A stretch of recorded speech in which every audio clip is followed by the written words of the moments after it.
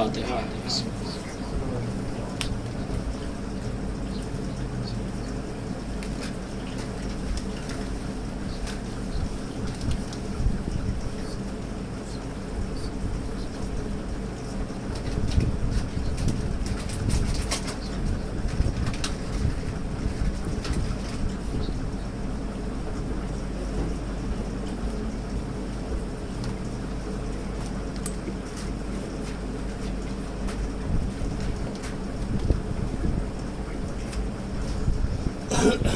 اعوذ باللہ من الشیطان اللعین الرجیم، بسم اللہ الرحمن الرحیم، الحمد للہ رب العالمین، والصلاة والسلام علی اشرف الانبیاء والمرسلین، شفیع المذنبین، محبوب رب العالمین، المخاطب بطٰہٰ و یاسین، مولانا و مولا الثقلین جد الحسن والحسین ابی القاسم محمد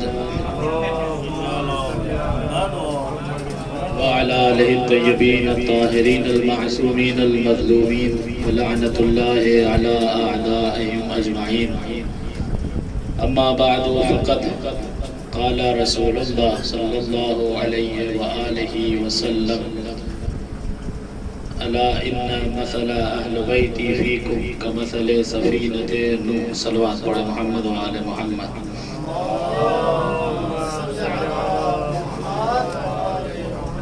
الحمدللہ 1448 ہجری کا ماہ محرم،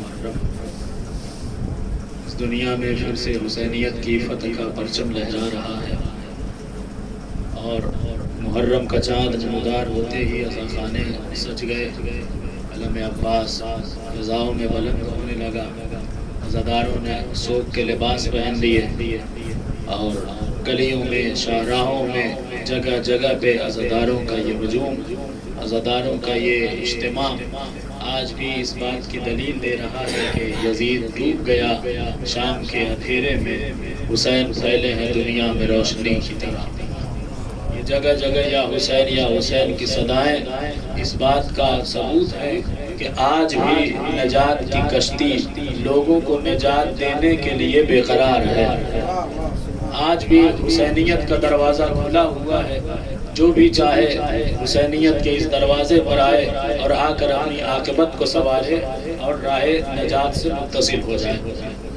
عزیزان ایمان، دنیا میں ہر انسان یہ کوشش کرتا ہے کہ کسی طریقے سے اسے نجات حاصل ہو جائے، کسی طریقے سے اسے کامیابی نصیب ہو جائے، اور دنیا میں لوگ کتنی کوشش کریں کہ نجات حاصل کرنے کا ذمہ دار کوئی نہیں ہے، مگر رسول خدا نے ایک ذمہ داری لی ہے، انی تارک فیکم الثقلین، کتاب اللہ و عطرتی کہہ کے، کہ اگر تم ان دونوں سے متمسک رہو گے، ان دونوں سے وابستہ رہو گے، تو تم کبھی گمراہ نہیں ہو سکتے۔ ایک اللہ کی قرآن اور دوسرے میری عطرت ہے، دوسرے میری عطرت ہے، اور جو یہ میری عطرت ہے اس عطرت کی مثال ایسی ہے جیسے سفینہ نوح کی مثال ہے۔ کیا مطلب سفینہ نوح کی مثال؟ کہا سفینہ نوح کی مثال اس لیے دی کیونکہ جو سفینہ نوح میں سوار ہو گیا وہ نجات پا گیا، اور جس نے بھی اسے تخلف کیا، اسے ترک کیا، وہ گمراہ بھی ہوگا اور ڈوب کے مر بھی جائے گا، گمراہ بھی ہوگا اور ڈوب بھی جائے گا۔ کہا اللہ کے نبی نے اہل بیت علیہ السلام کو تشبیہ دی ہے سفینہ نوح سے، ایک سفینہ نجات، دوسرا سفینہ نوح۔ اب دونوں سفینے کے درمیان کچھ چیزیں ایسی ہیں کہ مشابہت پائی جاتی ہے، مشترک ہے کچھ چیزوں میں، جیسے سفینہ نوح ہو یا سفینہ نجات، دونوں الہی حکم سے بنے ہیں، دونوں خداوند کریم کے حکم سے بنے ہیں۔ کیسے بنے؟ جناب نوح علیہ السلام ہیں اور تبلیغ کر رہے ہیں لوگوں کو، جب تبلیغ کر رہے ہیں نتیجہ یہ نکل رہا ہے کہ کوئی آ رہا ہے آ کے آپ کو پتھر مار رہا ہے، کوئی آ رہا ہے آ کے آپ کا گلا دبا رہا ہے، اتنے پتھر مارے جا رہے ہیں، پورا بدن پتھر کے اندر ڈھک جایا کر رہا ہے، اتنا امت ظلم کر رہی ہے، مگر توحید کی صدا کو دبنے نہیں دے رہے ہیں۔ مگر توحید کے پرچم کو جھکنے نہیں دے رہے ہیں. صلوات پڑھ دو محمد و آل محمد.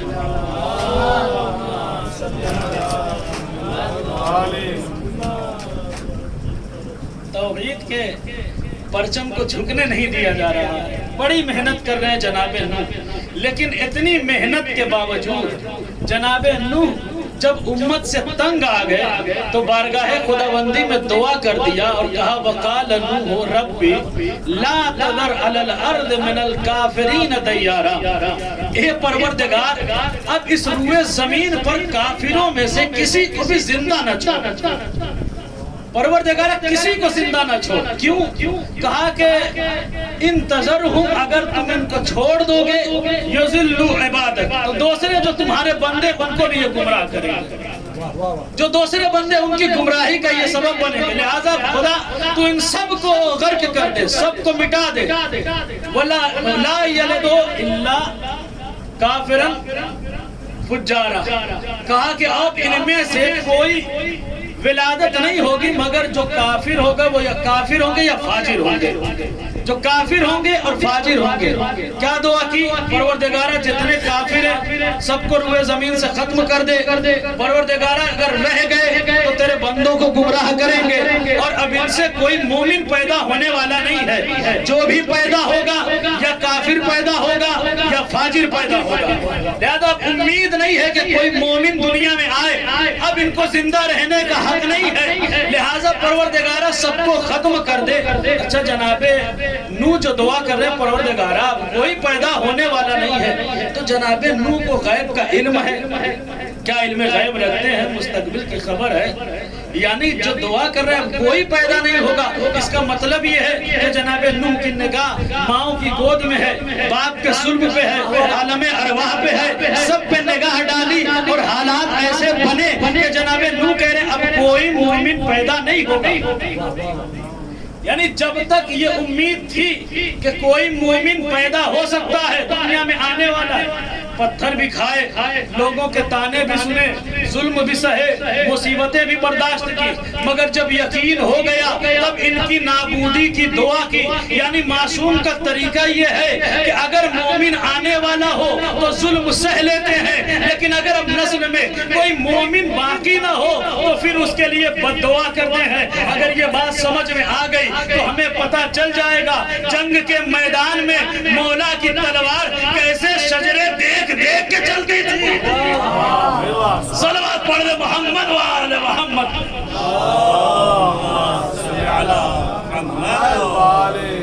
میں پتہ چل جائے گا کیسے شجرے دیکھ کے چلتی تھی. اگر نسل میں مومن آنے والا ہو تو حفاظت مطلوب ہے، لیکن اگر نسل میں کوئی مومن نہ ہو تو پھر ذوالفقار حیدری کی کاٹ سے کون بچ سکتا ہے؟ کون ہے جو ذوالفقار حیدری کی کاٹ سے بچے؟ تو جناب نوح نے امت کے لیے بد دعا کر دی. اچھا جناب نوح کی امت اچھی خاصی تعداد ہے لیکن اچھی خاصی تعداد کے باوجود ایمان کتنے لائے؟ کہا کہ 80 لوگ ایمان لائے یا روایت میں اور بھی کم. اچھا جناب نوح کا معاملہ تو ٹھیک 80 لوگ ایمان لائے. جناب موسیٰ کا معاملہ خدا سے دعا کرے رب انی لا املک الا نفسی و اخی فافرق بیننا و بین قوم الفاسقین. پروردگارہ میں اپنے نفس میں ملکیت رکھتا ہوں اپنے بھائی کے نفس پہ، بس ہمارے درمیان فاسقوں کے درمیان تو جدائی پیدا کر دے. یعنی اتنی ساری تبلیغ کا نتیجہ کیا ہوا؟ جناب موسیٰ خود اپنے نفس کے مالک، جناب ہارون کے لیے اپنے بھائی کے لیے، باقی امت کی ذمہ داری نہیں. کیونکہ سب کے سب فرعون سے بچایا، دریا میں ڈوبنے سے بچایا. اتنی جگہ ان کی بچانے کے باوجود سب کے سب پھرے ہوئے نظر آ رہے ہیں. آج اگر مسلمان تھوڑی ہمت کر لے جیسا اہل بیت کے لیے کرتا ہے، جسارت کرتا ہے، تو کیا خدا کی بارگاہ میں یہ کہہ سکتا ہے کہ میرے پروردگار اتنے 950 برس جناب نوح تبلیغ کر رہے ہیں، اتنے طویل عرصے تک جناب موسیٰ تبلیغ کر رہے ہیں، لیکن نتیجہ کیا نکلا؟ نہ یہ ملک فتح کر رہے ہیں، نہ سلطنت حاصل کر رہے ہیں، نہ لوگوں کو اسلام قبول کرنے پہ مجبور کر رہے ہیں، کوئی 80 کوئی 2-3 نفر، اس سے زیادہ نہیں۔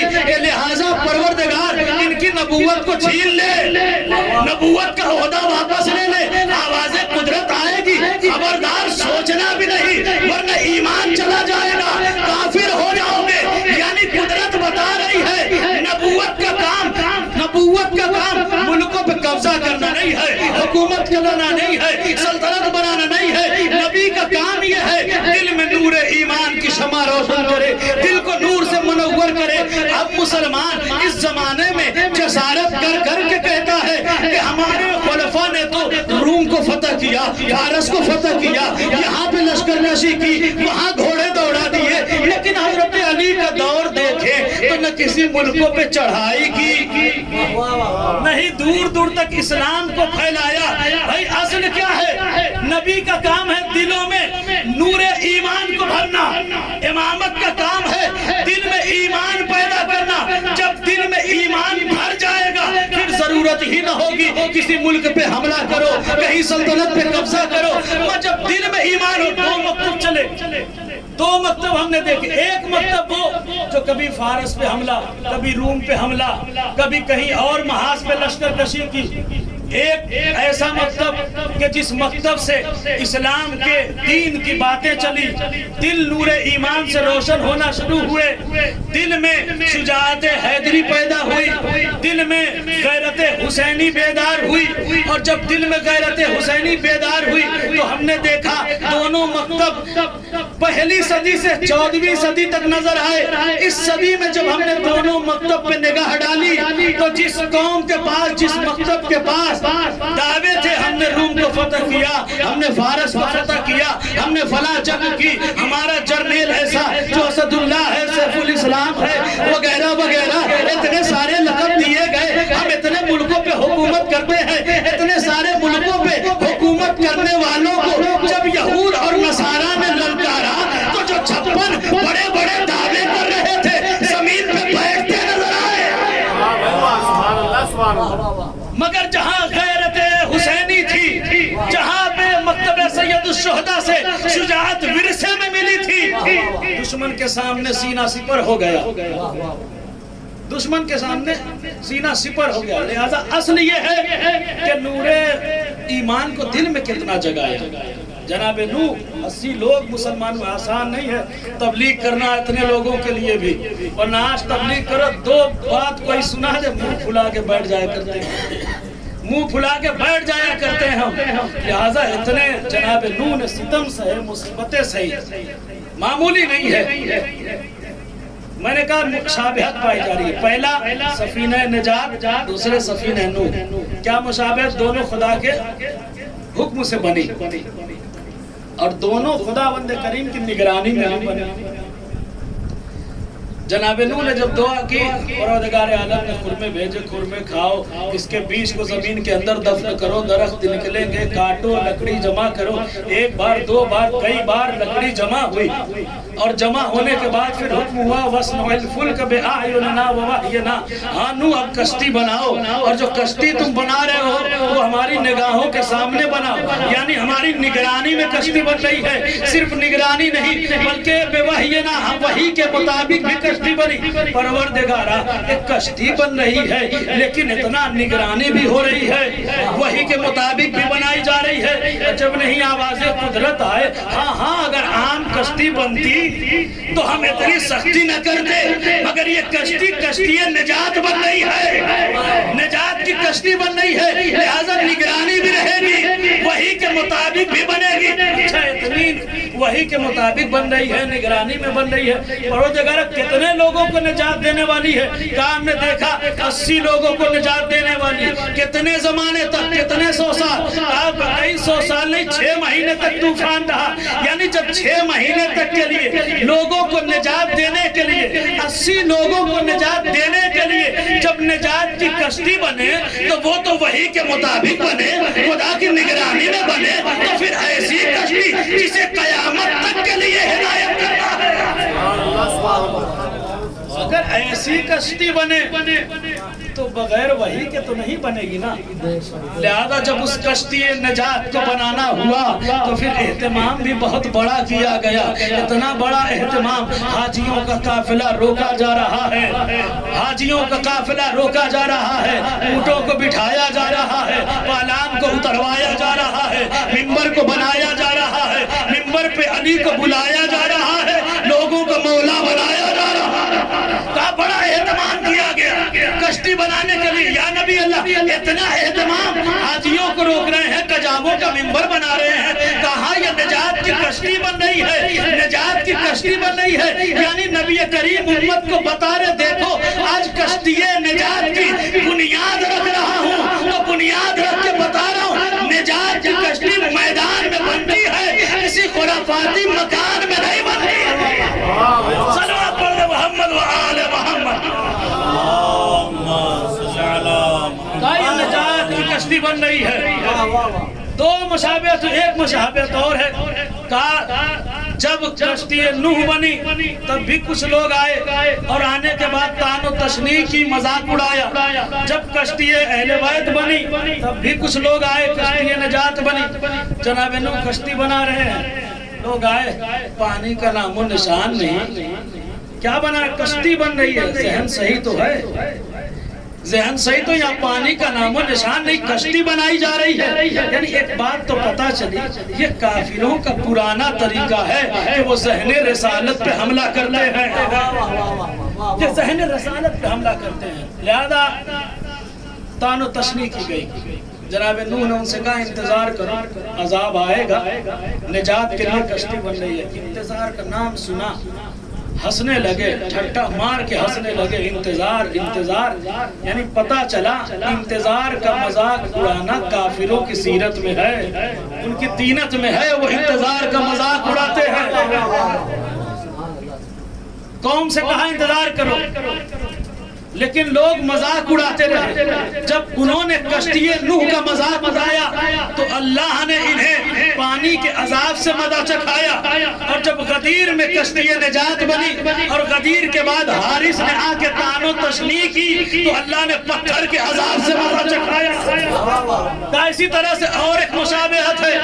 کیا مشابہت؟ ایک مشابہت یہ ہے کہ چاہے کشتی نجات ہو یا کشتی نوح، کشتی نجات ہو یا کشتی دونوں میں نجات کے لیے ضروری یہ ہے کہ تم کشتی پہ سوار ہو، تم کشتی پہ آؤ. جب تک کشتی پہ نہیں آؤ گے تمہیں نجات نہیں ملے گی.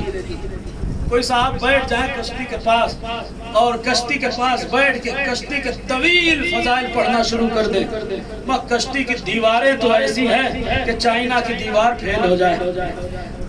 نوح نبی کی کشتی کا کیا کہنا، اتنی بلندی اس کی ہے کہ برج خلیفہ بھی سر اٹھا کے دیکھے.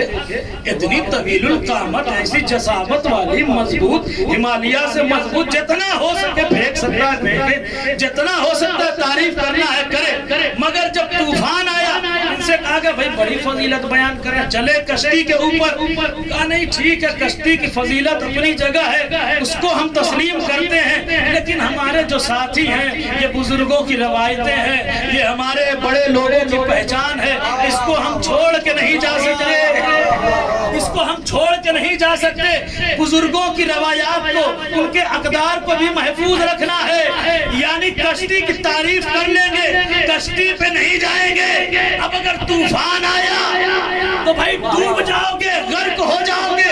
کشتی نوح سے مثال دی، میرے اہل بیت کی مثال کشتی نوح جیسی. اب اس زمانے میں ہم نے دیکھا بہت سے لوگ رنگ برنگ کی پگڑیاں پہن کے، بھائی رنگ برنگی پگڑیاں پہن کے، جیسے ہی سیزن آیا، جیسے ہی زواروں کا عزاداروں کا ہجوم آیا، وہ منبروں پہ قبضہ کر کے وہ طرح طرح کی فضیلتیں بیان کرنا شروع کی. اہل بیت کی یہ شان، ان کے یہ فضائل، یہ کمالات، اتنی بلندی. جب ساری فضیلتوں کا انہوں نے ساری فضیلتیں پڑھ دی، ایک دن پڑھ کے ان سے کہا بھائی اتنی فضیلت بیان کر دی، اہل بیت کو اتنے کمالات بیان کر دیے، تو پھر جب کمالات کو بیان ہی کر دیا تو تسلیم بھی کر لو. جب بیان ہی کر دیا تو تسلیم بھی کر دو. تسلیم کیسے کریں؟ اسلاف کا طریقہ کار یہ ہے، محدثین کی بات یہ ہے، بزرگوں کا کہنا یہ ہے، افضلیت اپنی جگہ لیکن خلافت انہی کی رہے گی، فضائل اپنے جگہ مگر نمبر پہلا انہی کا رہے گا.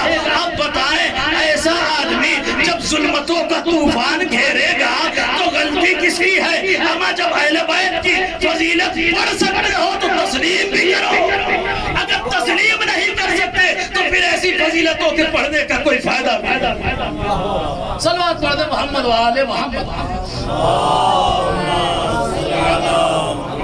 اگر نجات چاہتے ہو، کی نجات ملے تو فضیلتوں کو تسلیم کرو. جن کا مقام ہے اس مقام کو قبول کرو. لہذا کشتی کی تعریف نہ کرو. نجات چاہیے کشتی پہ آگے سوار ہو جاؤ. کوئی دعویٰ کرے ہم تو گھر والے ہیں، ہم ان کے چاہنے والے ہیں، ہم تو ایسے ہی نجات پا جائیں گے. کہ نہیں بھائی، کشتی اہل بیت کی مثال دی گئی نوح سے. نوح کا واقعہ یہ عبرت دیتا ہے، درس دیتا ہے کہ یہاں پہ کامیابی سببی رشتوں کے ذریعے نہیں ملتی. یہاں کامیابی نسبی رشتوں کے ذریعے سے نہیں ملتی. کامیابی ملتی ہے ایمانی رشتے کی وجہ سے. اگر ایمانی رشتہ ہے تو کشتی تک آؤ گے، کشتی پہ آؤ گے تو نجات پاؤ گے.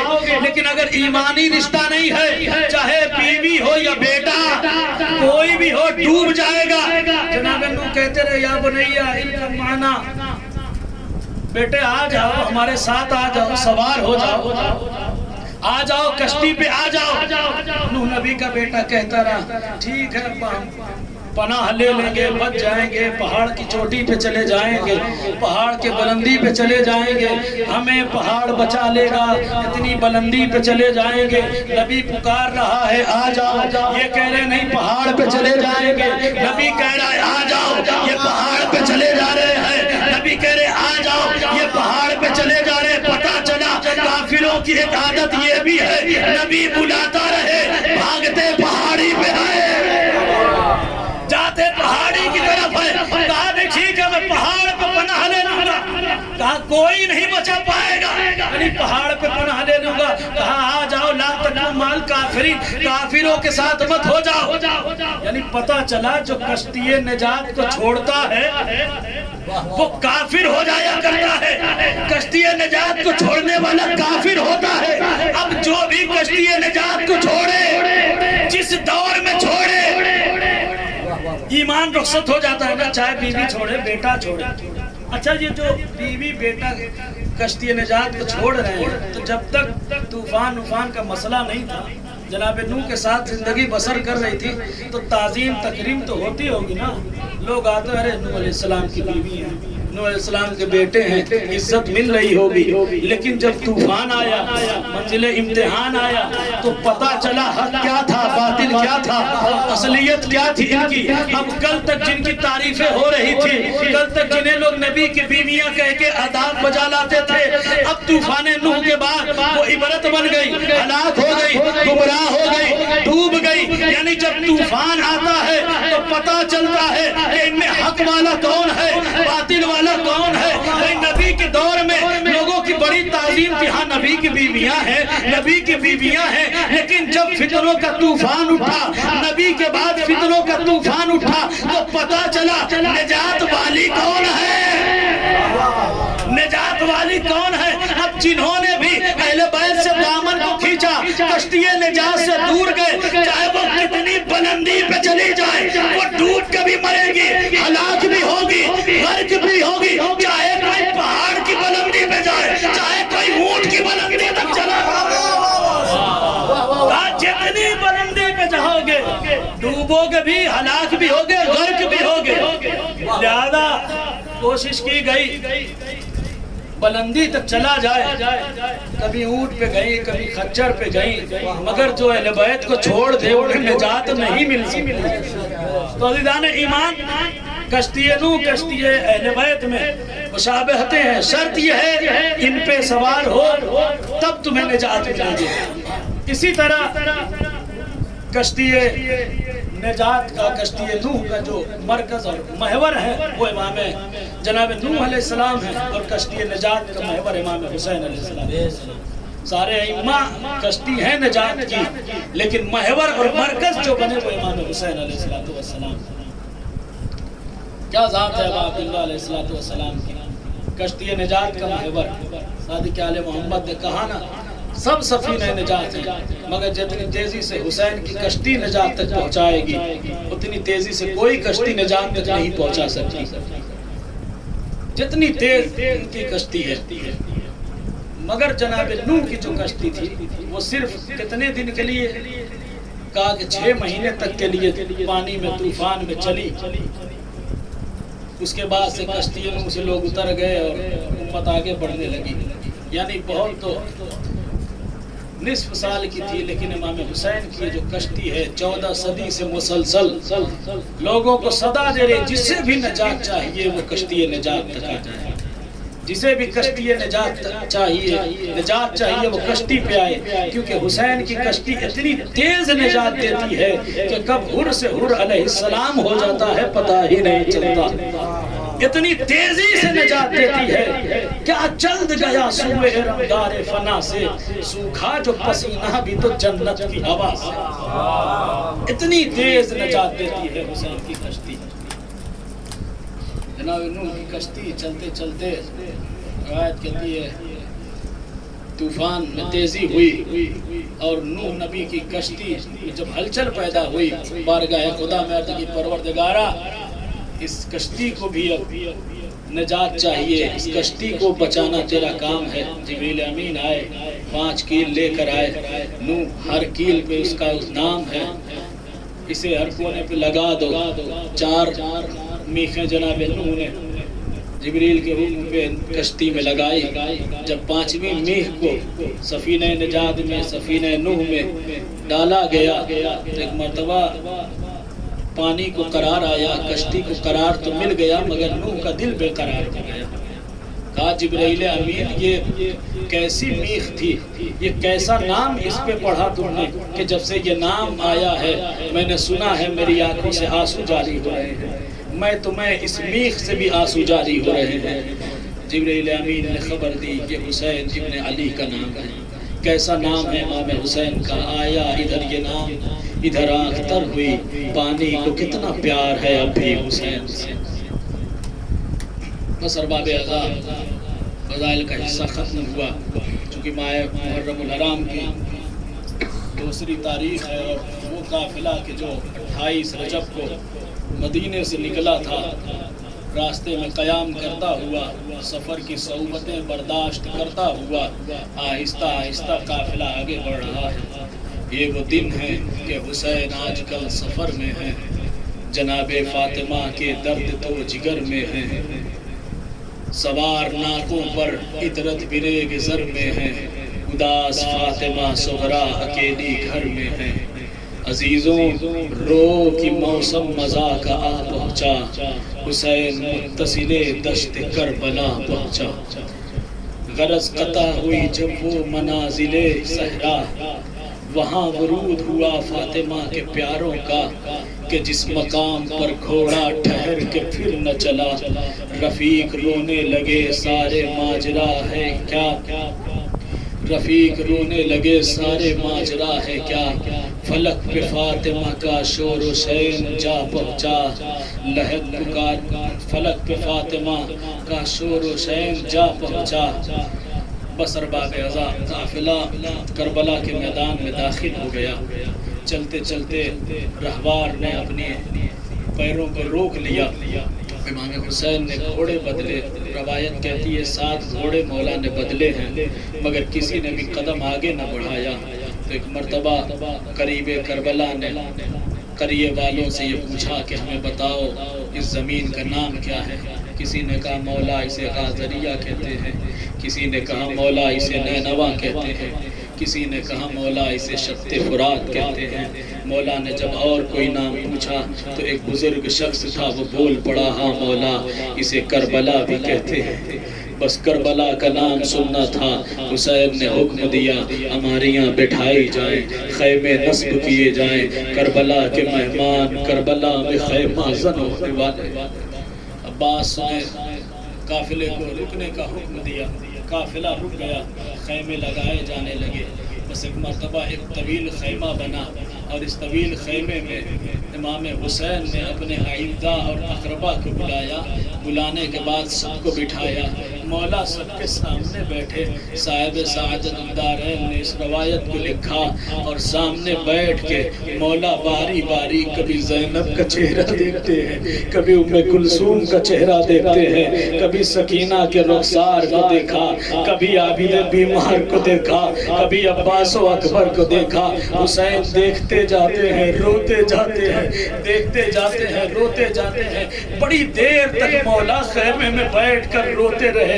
مولا کیا وجہ ہے جو اتنی دیر تک رو رہے ہیں؟ صاحب خصائص حسینیہ نے دو وجہ لکھی، کہ ایک وجہ تو یہ ہے کہ امام نے سب کو بلایا، چہرہ دیکھ کے شاید سب کو تسلی دے رہے تھے، غم نہ کھانا ابھی حسین زندہ ہے، خوف نہ کھانا ابھی حسین زندہ ہے۔ اور دوسری وجہ یہ ہے حسین چہرہ دیکھ دیکھ کے وہ مصیبتیں سوچ رہے تھے، کبھی سکینہ کے رخسار کو، کبھی زینب کے چہرے کو، کبھی سجاد کے بازوؤں کو دیکھ رہے تھے۔ اجرکم علی اللہ۔ مولا کوئی غم نہ دے سوائے غم سرکار سید الشہداء کے۔ بس قافلے سے بیٹھ گیا، حکم ہوا سارے خیمے لگائے گئے۔ کربلا کی زمین خریدی جا چکی، جناب زینب کا خیمہ لگا۔ علماء بیان کرتے ہیں جیسے ہی جناب زینب کبریٰ اپنے خیمے میں داخل ہوئی، پہلا قدم تھا کہ قدم کو ایسی ٹھوکر لگی، شہزادی کربلا کی زمین پہ آئی، خاک کے ذرات اڑ کے گیسوؤں تک پہنچے۔ ایک مرتبہ تڑپ پہ کہا فضا ذرا میرے بھیا کو بلا دینا۔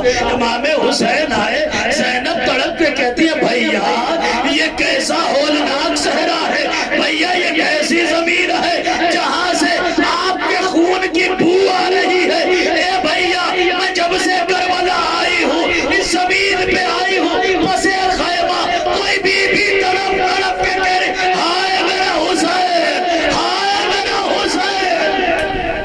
اجرکم علی اللہ۔ اولا کوئی غم نہ دے سوائے غم سرکار سید الشہداء کو۔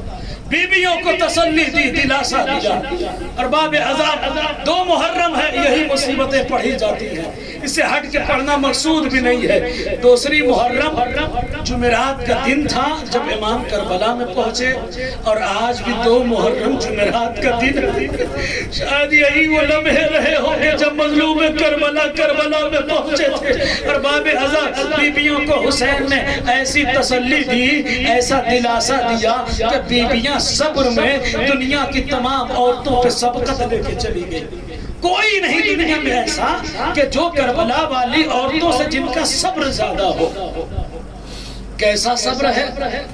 جناب حاجرہ ہیں، جناب ابراہیم ہیں، حضرت اسماعیل ہیں، مکہ میں ہیں۔ مرتبہ جناب حاجرہ کے پاس جناب ابراہیم آئے، بس چند دقیقے مجلس آخری مرحلے میں ہے۔ آنے کے بعد جناب اسماعیل کو ساتھ لیا، اور اسماعیل نبی کے ساتھ حاجرہ سے طلب کیا، ایک رسی لیا، ہاتھوں میں چھری کو لیا اور لے کے چلے۔ جناب حاجرہ نے پوچھا میرے لختے جگر کو لے کے کہاں جا رہے ہیں؟ کہا آپ خلیل سے ملنے جا رہا ہوں۔ کہا پھر یہ چھری لے کے کیوں جا رہے ہیں، یہ رسیاں لے کے کیوں جا رہے ہیں؟ کہا خلیل کے گھر جا رہا ہوں نا، ہو سکتا ہے وہاں کسی کو ذبح کرنا پڑے۔ بس جناب ابراہیم اسماعیل کا ہاتھ پکڑے ہوئے میدان مینا میں لائے، اور آنے کے بعد کہتے ہیں اسماعیل میں نے خواب دیکھا ہے کہ میں تم کو ذبح کر رہا ہوں، بتاؤ تمہاری مرضی کیا ہے؟ جناب اسماعیل نے کہا بابا یہ اللہ کا حکم ہے، آپ حکم کی تعمیل کریں، میں اس پہ صابر ہوں، میں صبر کرنے والا ہوں۔ بس ارباب عزا جناب اسماعیل کو ابراہیم نے لٹایا۔ سنیں ارباب عزا انشاءاللہ مصاب ہوں گے، جب اسماعیل کو لٹا چکے تو جناب اسماعیل نے باپ سے 3 درخواست کی۔ کہا بابا اگر ہو سکے تو میرے ہاتھ اور پیر کو رسی سے باندھ دیجئے۔ کہا بابا میرے ہاتھ اور پیر کو رسی سے باندھ دیجئے، کیوں؟ تاکہ مجھ میں اضطراب نہ ہو، میں بے چین نہ ہو جاؤں۔ کہا بابا دوسری چیز اگر ہو سکے تو اپنی آنکھوں پہ پٹی باندھ لیجئے، کیونکہ جب میرے گلے پہ خنجر چلے گا آپ سے دیکھا نہ جائے گا، آپ سے دیکھا نہ جائے گا۔ اب تیسری تیسری چیز جو کم پڑھی جاتی ہے، مگر مولانا نور محمد ثالثی نے اس روایت کو پڑھا ہے، انہی پہ بھروسہ کرتے ہوئے میں بھی پڑھ رہا ہوں۔ ایک مرتبہ جناب اسماعیل نے اپنے بابا سے کہا، بابا ہاتھ پیر باندھ چکے، آنکھوں پہ پٹی باندھ چکی، بابا اگر ہو سکے تو اپنے کپڑے کو ذرا اوپر اٹھا لیجئے، یعنی آستین کو اوپر کر لیجئے، دامن کو بچا لیجئے۔ کیوں؟ تاکہ جب میرے خون کے چھینٹے آپ کے کپڑے پہ نہ آنے پائے، ورنہ اگر ان خون کے چھینٹے کو میری ماں ہاجرہ دیکھ لے گی، برداشت نہ کر پائے گی۔ یہ اسماعیل کا خون ہے، ماں برداشت نہ کر پائے گی۔ بس جناب اسماعیل نے بیٹے کے گلے پہ چھری کو رکھ دیا، بیٹے کے گلے پہ چھری رکھی۔ ادھر ابلیس آیا جناب ہاجرہ کے پاس، ہاجرہ مشغول ہے طواف کعبہ میں۔ ایک مرتبہ آنے کے بعد کہتا ہے، ہاجرہ میں نے ایک ضعیف شخص کو دیکھا ہے۔ جناب ہاجرہ نے کہا، ہاں وہ میرے شوہر جناب ابراہیم ہیں۔ کہا لیکن میں نے ان کے ساتھ ایک چھوٹے سے بچے کو دیکھا جو بڑا خوبصورت دکھائی دے رہا تھا۔ کہا میرا بیٹا اسماعیل ہے۔ کہا میں نے یہ بھی منظر دیکھا کہ ابراہیم نے اسماعیل کے گلے پہ چھری کو پھیر دیا ہے۔ میں رب کعبہ کی قسم کھا کے کہتا ہوں گلے پہ چھری دیکھ کے آیا ہوں۔ جناب ہاجرہ نے کہا کوئی بات نہیں، خدا کا حکم ہوا ہوگا، ورنہ میرا شوہر تو ارحم الناس ہے، لوگوں میں سب سے زیادہ رحیم ہے، خدا کا حکم ہوگا جس کی وجہ سے یہ عمل کیا ہوگا۔ جناب ہاجرہ نے یہ کہہ تو دیا کہ خدا کا حکم ہوگا، مگر اب کہتی ہے روایت کہ جناب ہاجرہ کر رہی ہے طواف، مگر دل مینا کی طرف ہے، دل اسماعیل کی طرف لگا ہوا ہے۔ جلدی سے طواف کو مکمل کیا، دوڑتی ہوئی آگے بڑھی، آگے بڑھ کے کیا دیکھا؟ میدان مینا میں اسماعیل صحیح سلامت ہے، لپٹا لیا کلیجے سے، دیر تک روتی رہی، مگر جیسے ہی اسماعیل کے گلے کو دیکھا، چھری کا نشان نظر آیا، چھری کا نشان دیکھا، ہاجرہ تڑپ گئی، اتنا تڑپی، دل میں ایسا درد ہوا کہ اس مصیبت سے چھٹکارا نہ مل سکا، اسی مصیبت میں دنیا سے گئی۔ ارے جناب ہاجرہ نے صرف گلے پہ زخم کا نشان دیکھا۔ اے ہاجرہ آئے ذرا کربلا میں آئے، وہاں گوشت پھیلائے کھڑی ہے، حسین گھوڑے سے گرے، شمر خنجر لے کے آیا، فاطمہ کی گود میں حسین کا گلا، ریت کے نہیں ضربے مار کے کاٹنا، ماں تڑپ گئی، ولدی ولدی قتلو کا تشانا، اے حسین تجھے پیاسا مارا ڈالا، اے حسین تیرے گلے پہ خنجر پھرایا گیا۔ وَسَيَعْلَمُ الَّذِينَ ظَلَمُوا أَيَّ مُنْقَلَبٍ يَنْقَلَبُونَ إِنَّا لِلَّهِ وَإِنَّا إِلَيْهِ رَاجِعُونَ۔